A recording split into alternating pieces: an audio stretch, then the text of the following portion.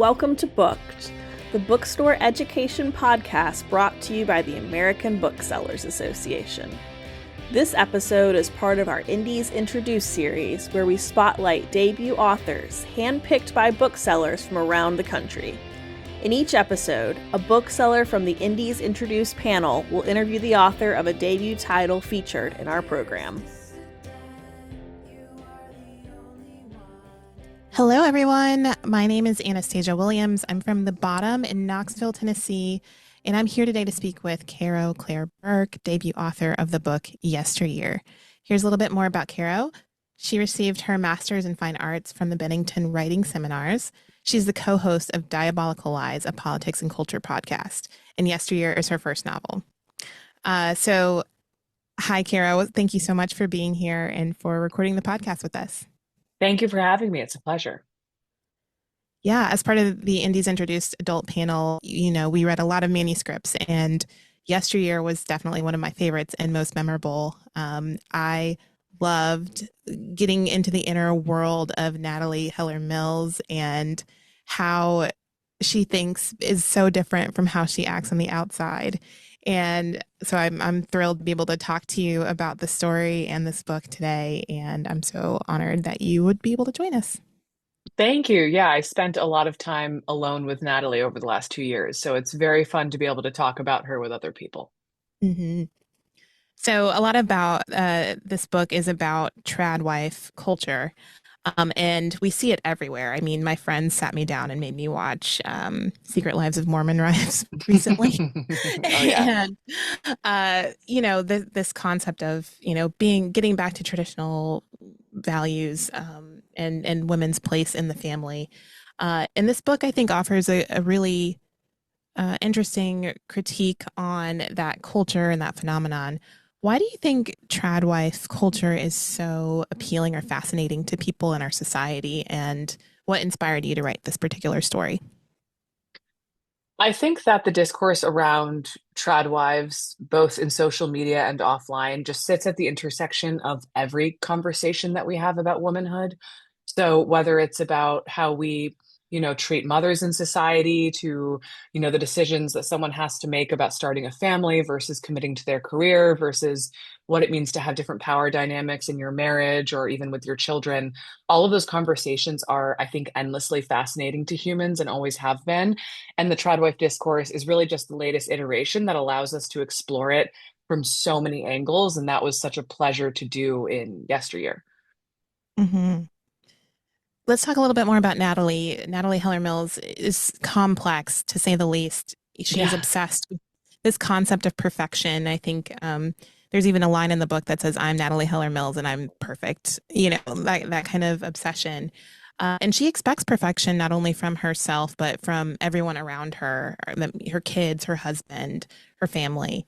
However, we as readers, we get to know what's going on in Natalie's mind. And we see that it's not perfect. So what was it like writing a character like Natalie and exploring where this perfectionism can lead? It was just fun. I mean, the number one experience I had writing Natalie, it was just joy. Like being a writer, so much of creating a character can often feel difficult and, worthwhile in that way, but you can really feel like you're walking through the dark. And Natalie was really just kind of like a lightning bolt. Like I immediately knew who she was. And as such, I think it was really exciting, again, as a writer, to put her in increasingly challenging circumstances because she is always operating with this almost crackling energy. Like every room she walked into, every person she interacted with, she has, as you mentioned, this moral framework for how the world should work. And if people don't operate under it, it's baffling to her and it's infuriating. And so it was really just a joy that she's a joy of a character to work with and to take her anywhere. There's always going to be something interesting. She's always going to misunderstand a comment. And that was just a pleasure for me as a writer. Yeah. And she somehow still maintains a relatability in some Yeah. ways. Like there's a ridiculousness, I think, to Natalie, but there's also, I related to her still, and I really enjoyed kind of the path that you took this character on.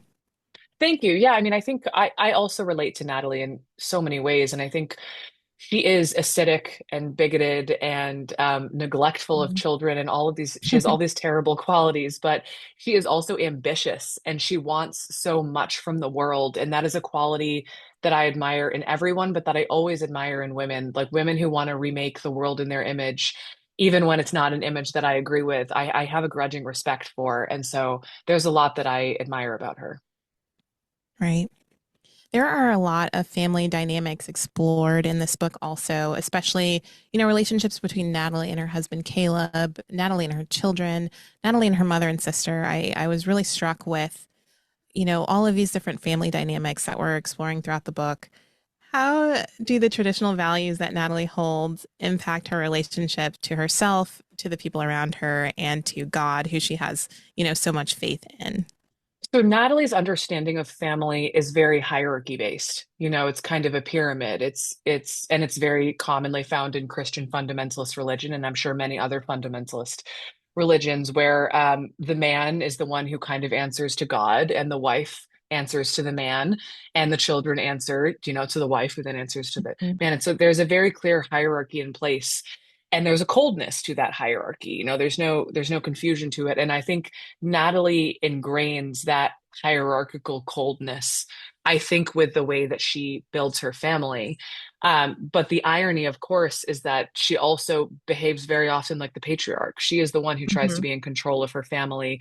She has a very hard time letting go of that control, and she is constantly grappling with that, I think, on her own, of how to be a quote unquote good Christian woman, but also how to again keep the world as she wants it, even her interior world. So her relationships are very transactional. It's Mhm. all very almost businesslike with how she perceives the way the world should be in trying to attain a sort of order almost. Mhm. I found her operating very similarly to Caleb's dad, who is this Yeah. politician. And there is that kind of transactional nature in their relationship and how they are manipulating Caleb even throughout the book. Yeah, absolutely. So Doug is kind of, the more traditional patriarch in the novel. And I think that there are a number of sections throughout the novel, it's not a spoiler, where I think Natalie really grapples with the idea that she feels like she should have been born a man. She has a Mhm. very, very traditional understanding of gender, of people being, either women or men, and having very specific traits assigned to both. And she recognizes, I think, correctly, that the fundamentalist belief of what women are is not Mhm. really how she feels about herself. And so she kind of feels like maybe she was born into the wrong body. And I think that she admires so much in the idea of someone like her father-in-law who really wields power comfortably and who is able to do that in the world without essentially being punished for it. Right. And then I also thought her relationship with God, she refers to that personal relationship with the Lord often. Mhm. There's even a section of the book that she says when she was a girl, she thought about the Lord in the way other girls thought about their crushes.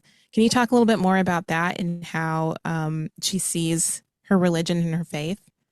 Yeah, Natalie has a very warped relationship with sexuality and with pleasure, generally speaking.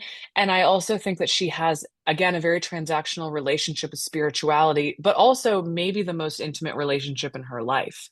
I Hmm. think she respects the Lord, whoever that is in her understanding. I think that she has a respect and a deference to him Hmm. that she doesn't have to anyone else. And so I really enjoyed playing with this idea of, Natalie believing that the only right way to feel pleasure is to basically be in communion with the Lord. And that creates a Hmm. lot of mixed wires throughout her life where, if she feels good about something, then clearly she's, being good with the Lord.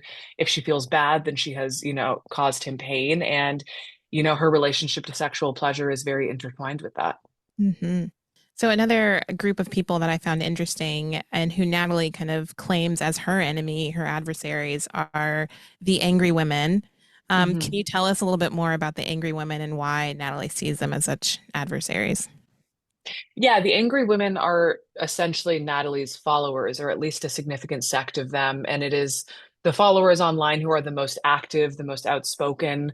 Natalie sometimes wonders who they are. I think she kind of believes them to be secular liberal women. Hmm. But there are basically, I think she often perceives them kind of as like a symbiotic relationship where they are the ones who are often most outraged by her behavior, but they are also ironically the ones who bolster her career. They're the ones who are Hmm. giving her images engagement. They are the ones who are often buying her products.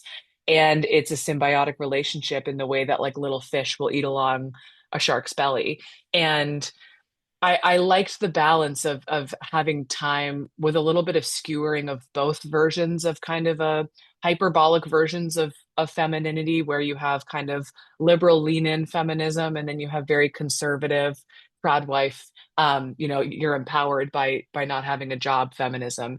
And both of those versions are kind of skewered pretty heavily by Natalie in this book. Right. As I was reading through the book, so Natalie becomes this social media influencer that blows up kind of Mhm. overnight. And as I was reading the book, I thought in some ways social media becomes Natalie's God. It really Yeah. influences her decision making, and she gets a lot of affirmation from the internet in a lot of ways. But what's the funnest twist in this book is that you strip all that away from her and slap her into the 1800s. And what was writing for that time period like? And what kind of research did you do for that aspect of the book? And how did that impact how you were like playing with this character? Yeah, it was really interesting. It was, I had so much fun with that timeline. And I think the biggest decision I had to make, which also impacted the research that I did, was how built out I wanted this world to be. Like, is it a Mhm. town? Is it, how many people are there? And then I think when I came to the conclusion that I really wanted this to be very claustrophobic, like it Yeah. really is, she's in this house, she's with her family members. Um, that informed everything because that's a pretty big narrative challenge. Like, how do you keep her basically on this property and keep, yourself entertained as you're writing a relatively long book? And so that was where I kind of focused my attention, where it's like, what would it be like to be doing Mhm. laundry? What does it feel like to be making dinner? What do the dinners actually look like? What are they doing at night? And I kind of wanted to cultivate this real reality of what it was like to live back then, but also the focus on the events that I think would be the most affronting to a modern woman. And a lot of that is drudgery and boredom.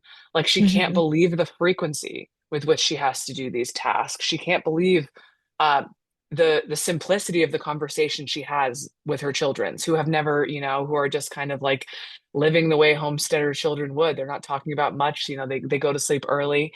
And so those narrative decisions drove what I wanted to focus on in that world. Mhm.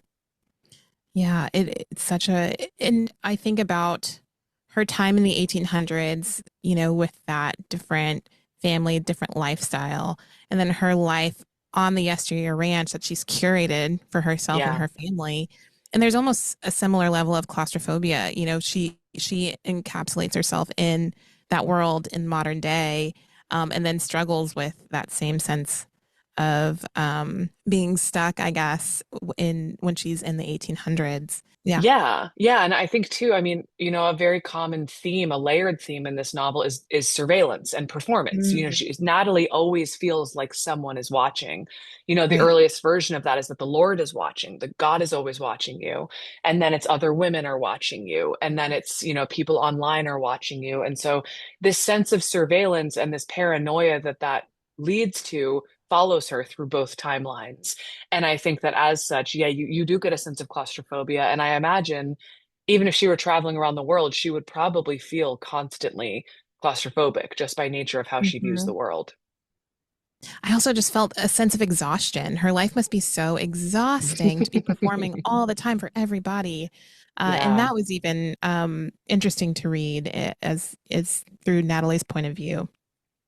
Yeah, I think that is one of the elements that I really empathized with when I was writing the novel is that Natalie is such a workhorse. Like, she Hmm. she really is constantly striving to fix the problems in her life and to get everything done and to make herself into something that she feels like is correct with a capital C. And there is an exhaustion that follows with. And I found that to be something that I related to, and also that just made me feel really sad for with her. And I think that she can behave in such detestable ways that, at least for me, when I was writing her, it was important to have those moments of humanity. Yeah.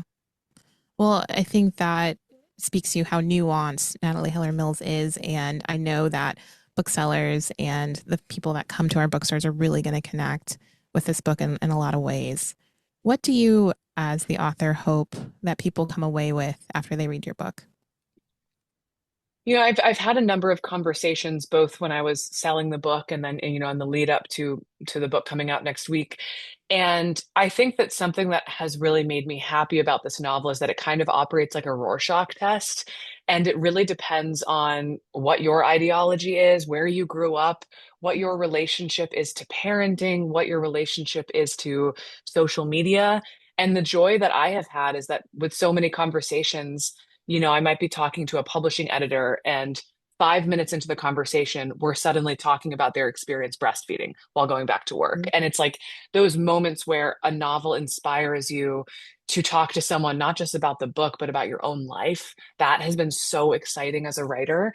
And so I really think this might be a cliche, but I think every person will come away with a different thing that they want to talk most about. But I do think that the novel inspires conversation. I think people want to figure out who Natalie is with someone else. I think you want to be in and maybe that comes from how claustrophobic the novel is. Like, Natalie really is alone. And so I think there's almost this instinct to talk with other people about what happened, to kind of break that seal. And I always love that when a book can do that. Yeah. I run a couple book clubs at the bottom, and I know this book is going to be amazing for a book club experience. It's going to get everybody talking and have a lot to Yeah. say. So thank you again, Caro, for sitting down with me to share more about your process and about the book. We so enjoyed it, and I know it's going to do really well in bookstores. Yeah, thank you. Thank you. It's such an honor for you to be reading my book and spending time evangelizing it. I don't take it for granted, and I'm so grateful for the work that you do in connecting readers to books. Thank you for listening to Booked, the bookstore education podcast brought to you by the American Booksellers Association. Don't forget to subscribe to the show on your favorite podcast app. Additional educational resources can always be found on the ABA site at www.bookweb.org. Happy reading!